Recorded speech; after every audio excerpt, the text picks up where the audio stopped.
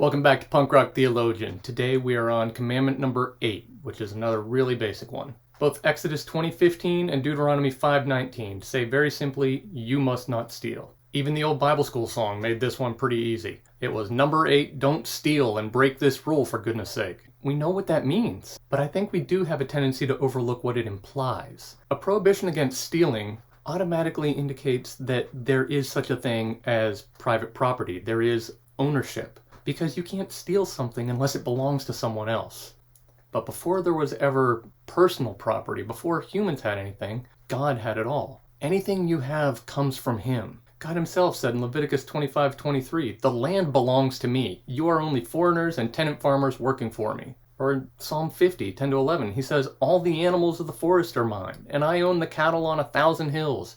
I know every bird on the mountains, and all the animals of the field are mine. Simply put, everything belongs to God. He created it all, and most of it was here long before you or I arrived, and it'll still be here long after we're gone. We should always view our possessions as being on loan from God. We do get to own things, but that's just because He gives it to us. We keep seeing these commandments are not just to be something you're not allowed to do, but it's God actually trying to free us from a potential trap, something that we too easily fall into. The trap for this one is greed, which is sneakier than we usually think. We always want to define greed as just always wanting more stuff, but it's not just that. It's focusing too much on the things and not on the provider of those things. We saw in the last couple commandments how Jesus directly addressed them in the Sermon on the Mount. This one, He doesn't address the commandment directly, but He addresses that same snare. In Matthew 6:19-21, He says, don't store up treasures here on earth where moths eat them and rust destroys them, and where thieves break in and steal. Store up your treasures in heaven where moths and rust cannot destroy, and thieves do not break in and steal. Wherever your treasure is, there the desires of your heart will also be. He's telling us, don't get so fixated on the possessions, on the things that you have here and now.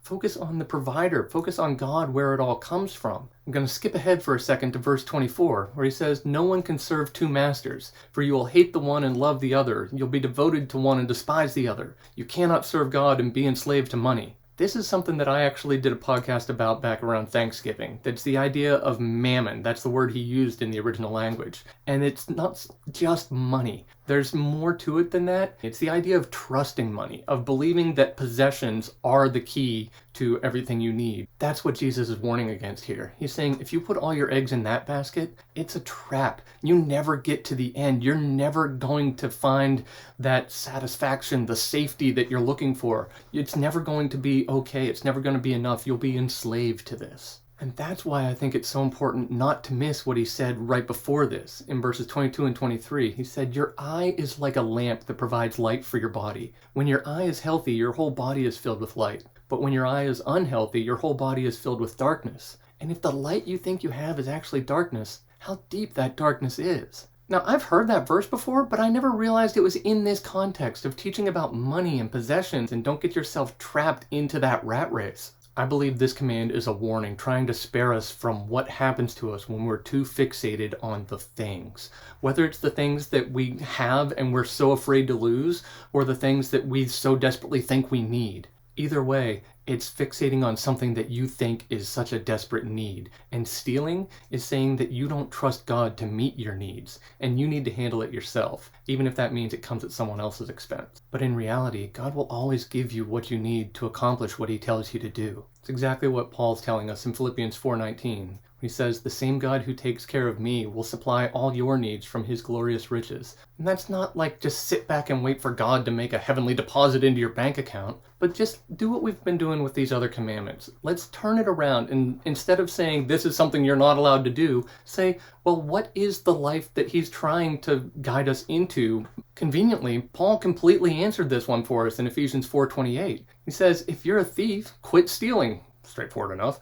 Instead, use your hands for good hard work and then give generously to others in need. The big thing to realize is that just because some resources come into your hands doesn't necessarily mean they're for you. Maybe God intends to bless someone else and He wants to use you to do it. That's why my declaration for this one is I manage God's resources, not my own. All that I have belongs to God, and I am fully equipped to do everything God has called me to do. The idea is that you open your hands. Instead of trying to grasp something, you're willing to let it go. trusting that God can put more into your hand and also that you can let things out of your hands. That's actually a great thing when we get to be part of what God's doing in other people around us. That can't happen if you're too fixated on the stuff and trying to take care of yourself. But this is exactly what he's trying to set us up for. It's not just the idea that God is capable of meeting those needs, but he wants to bring us into it and let us be part of making that happen. Because God knows what he's doing. He can handle resource allocation. Your job is just to pay attention and use what he gives you to do what he says.